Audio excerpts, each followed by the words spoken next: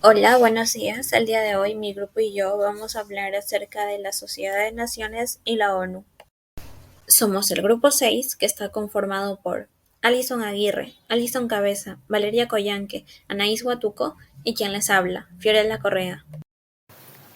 En este video hablaremos sobre la Sociedad de Naciones y la ONU entre el siglo XIX y XX, y los temas que vamos a tratar son explicar el contexto en que surgió la Sociedad de Naciones, explicar las razones del fracaso de la Sociedad de Naciones, explicar por qué se insistió en un organismo internacional y se crea la ONU, diferenciar entre Sociedad de Naciones y ONU, la ONU y la descolonización, y finalmente el papel de la ONU en los conflictos. Y bueno, ahora vamos a hablar del contexto en el que surgió la Sociedad de Naciones. La Sociedad de Naciones constituye el final de una tendencia que surge a partir del siglo XIX. Esta entidad era reconocida como una organización internacional que supone la afirmación de algunos de los rasgos que en la actualidad definen a la mayoría de instituciones internacionales. Tras finalizar la Primera Guerra Mundial, se buscaba un contexto de paz y la creación de un sistema de seguridad. Para esto surge la Sociedad de Naciones. En el Tratado de Versalles se estableció la Constitución de la Sociedad de Naciones, que fue redactada en su mayoría por Woodrow Wilson, un expresidente norteamericano. El Pacto del Nacimiento de la Sociedad de Naciones comprendía la existencia de un consejo integrado por Estados Unidos, Gran Bretaña, Francia, Italia y Japón, y otros 4 estados designados por la Asamblea. La Sociedad de Naciones pasó de ser 42 miembros en 1920 a 55 en 1926. Sin embargo, no fue capaz de hacer cumplir todas sus decisiones, sobre todo en temas de seguridad colectiva. Es así que no se pudo impedir la Segunda Guerra Mundial. Las razones del fracaso de la Sociedad de Naciones. A partir de los años 30 se marcó el fracaso definitivo de la Sociedad de Naciones, la poca capacidad para decidir los asuntos, las agresiones de las potencias fascistas e incluso de los militaristas demostraron su ineficacia. Asimismo, la falta de implicación de las potencias que lo integraron, ya que en 1933 Alemania y Japón abandonan la Sociedad de Naciones. Igual fue el caso de Italia en el año 1936. Cuando Alemania invade Polonia en 1939, fue demasiado tarde, ya que se daba inicio a la Segunda Guerra Mundial y el objetivo de la Sociedad de Naciones era detener esa guerra. Sin embargo, fracasó. En 1946 se disolvió.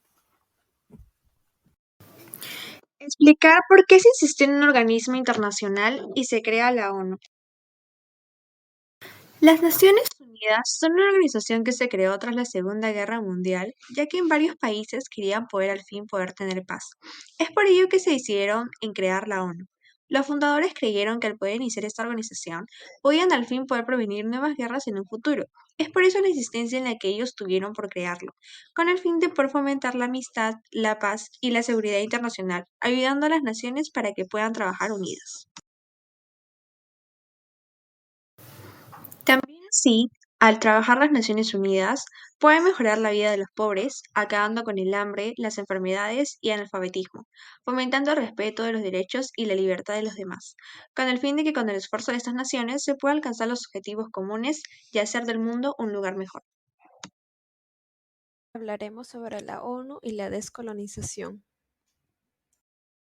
Actualmente está definido que la descolonización es el proceso de liquidación del sistema colonial en el mundo y la creación de estados independientes en los antiguos territorios dependientes. En el capítulo 11 de la Carta del Documento Fundacional de las Naciones Unidas se aborda directamente la cuestión de los territorios no autónomos. En él se pone en relieve las responsabilidades de las potencias administradoras de promover el bienestar de los habitantes de los territorios y desarrollar su propio gobierno.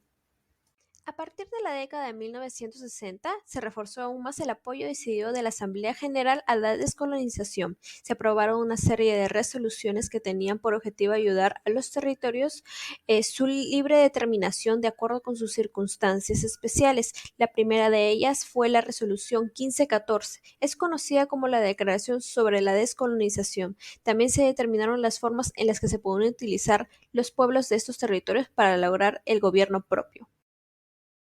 El proceso de descolonización que cambió la historia de nuestro mundo nació con la ONU y como resultado muchos territorios consiguieron la independencia y pasaron a formar parte de las Naciones Unidas. Ahora yo les voy a hablar respecto a las diferencias que existen entre la Sociedad de Naciones y la ONU. La Sociedad de Naciones fue fundada por Woodrow Wilson, presidente de Estados Unidos en esos tiempos.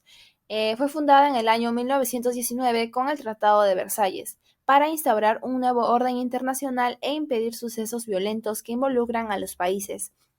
La Sociedad de Naciones tenía 66 Estados miembros y con este pacto se invitaba a todas las naciones a firmarlo, donde las primeras ratificaciones fueron recibidas en el año 1920.